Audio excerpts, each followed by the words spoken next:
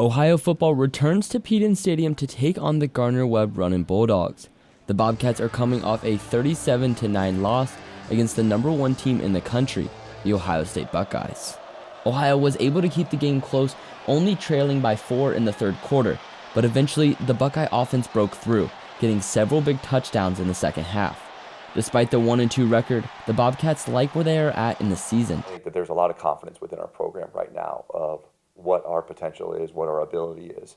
So for us, it's continuing to build off of that. But this week's opponent will look a little different. Gardner-Webb is an FCS school, and Ohio has generally performed well against those teams.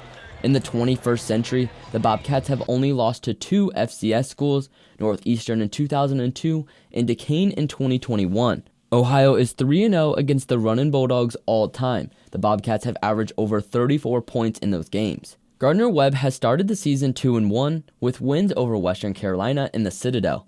The one other FBS school the Runnin' Bulldogs played this season was Georgia Tech, who dominated, winning 59-12. Even with recent history on their side, the Bobcats are not overlooking their opponent. When you look at them from last year, I want to say they lost to JMU by a touchdown. They lost to Charlotte by a point. So they've competed at a real high level against Group of 5 opponents. So I'm definitely expecting to get their best. Chris Reisert's first season was chaotic. When he arrived, there were only 38 players on the roster and 1 returning starter. But now in his second season, his program has stability, returning 18 guys that recorded a start last year. He was also able to get 2 FBS quarterbacks from the portal, Nate Hampton from Liberty and Cole Pennington from Marshall.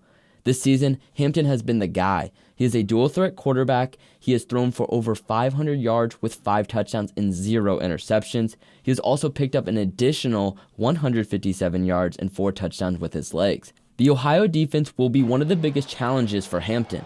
The Bobcats have progressively grown throughout their tough start to the season, recording the 15th best third down defense in the country.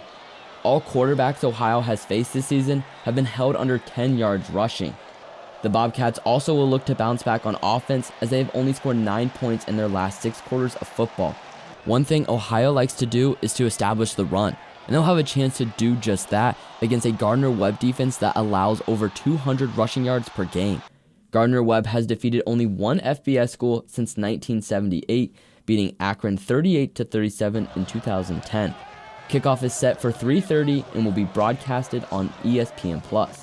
Reporting for Bobcat Showcase, I'm Evan Johnson.